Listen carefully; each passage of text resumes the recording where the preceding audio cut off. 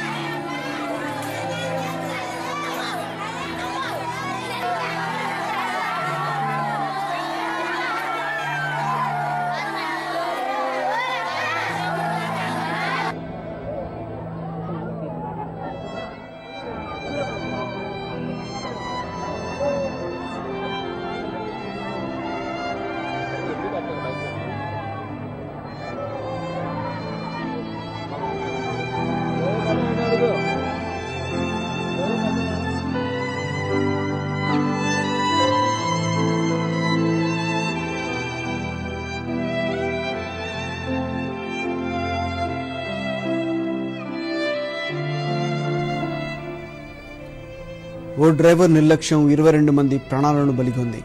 రాత్రి సమయంలో డ్రైవర్ నిద్రమత్తులో ఉండడం వల్లే ఈ ఘోరం జరిగినట్టు తెలుస్తోంది. వాహనం అదుపు తప్పి రైలింగ్ను ఢీకొట్టి గోదావరిలో పడిపోయింది. దాదాపు 30 అడుగుల ఎత్తుపై నుంచి పడ్డం వల్ల భారీ ఎత్తున ప్రాణనష్టం జరిగింది. వ్యానుపై నుంచి తలకిందులుగా నీళ్లలోకి పడిపోవడం వల్ల ఊపిరాడక చనిపోయినట్టు తెలుస్తోంది. ప్రమాద సమయంలో మొత్తం 23 మంది ఈ వ్యాన్లో ప్రయాణం చేస్తున్నారు. పెద్దలతో సహా 21 మంది ఘటనా స్థలంలోనే మృతి చెందారు.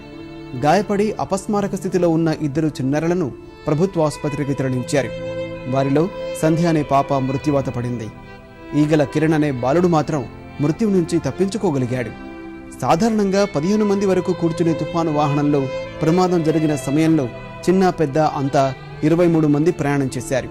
ఉదయం 4 గంటల సమయంలో సమీపంలోని జాలల్లో వచ్చి తలకిందులుగా ఉన్న వ్యాన్ను సరిగ్గా తిప్పి మృతదేహాలను బయటకు తీశారు.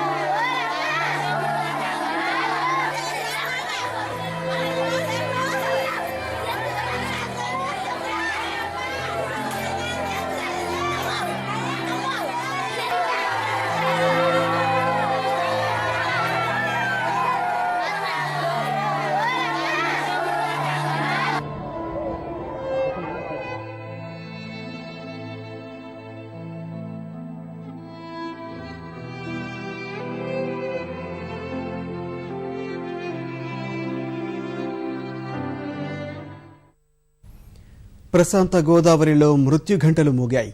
ఓ డ్రైవర్ నిర్లక్ష్యం కారణంగా 22 మంది గోదారమ్మ ఒడిలో మృత్యువాత పడ్డారు. ఒక్క బాలుడు మినహా తుఫాను వాహనంలో ప్రయాణిస్తున్న వారంతా దుర్మరణం పాలయ్యారు. కిరణ్ అనే ఒక్క బాలుడు స్వల్ప గాయాలతో మృత్యు కౌగులి నుంచి తప్పించుకోగలిగాడు.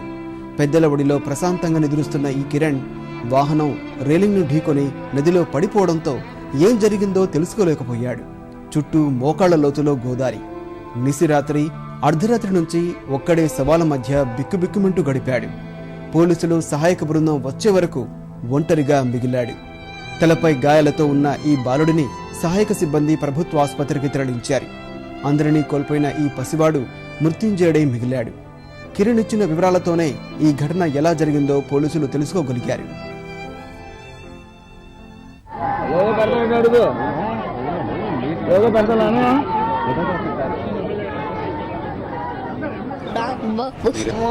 తిరుపతి చూసాం, రాయగఢ్ చూసాం, చాలా ఊర్లు చూసాం. విజయవాడ చూసావా? మీరు నిద్రపోయారంతా? నిద్రలో ఉన్నారా? అందరూ బండి జారి తాత పెద్ద గోలడేశారు. మా నాన్న నొక్కేశాడు. మామూలు పడిపోయి మొక్కలేపి నాకు స్ప్రోవ తక్కి కింద పడిపోయాను. స్పీడ్గా ఉన్నాడా? స్లోగా వెళ్ళారు. స్ట్రైట్ అనుకుని వెళ్ళారు. స్ట్రైట్ అనుకుని వెళ్తే కింద పడిపోయాను. మా నాన్నకి బాగా ఇరుక్కుపోయింది మేడం. చెయ్యలా ఇరుక్కుపోయి కాచుగా కూర్చోమంది మేడం. మీరు అక్కడ దింపండి సార్, మా వాళ్ళు కొద్దిగా రారు సార్, మా వాళ్ళు మీ వాళ్ళు దొరకరు సార్ అంటే మా ఉన్నాడు సార్. ఎందుకు సార్ మీరే దేవుడు అని, మీరే దేవుడు అంటే నాకు తెలుసు అద్దరస్ వెళ్ళిపోతాను. పచ్చితాపురం. అక్కడ ఇంకా మంది ఏడుస్తారు మేడం. అచ్యుతాపురంలో ఉంటారు. ఈగలగోపి ప్రెజెంట్ వచ్చి ఎగ్జిక్యూటివ్ కింద వర్క్ చేస్తున్నారు అక్కడ లోకల్లో కంపెనీ. వాళ్ళ అన్నయ్య కూడా అక్కడ, ఇద్దరు బ్రదర్స్ కూడా లోకల్ కంపెనీలోనే వర్క్ చేస్తున్నారు. వాళ్ళ ఫాదర్ ఇక్కడ ఇట్లా ట్రావెలింగ్ చేస్తారు, హైర్ చేస్తారు. ఓన్లీ వెహికల్ అది, ఓన్లీ వెహికల్.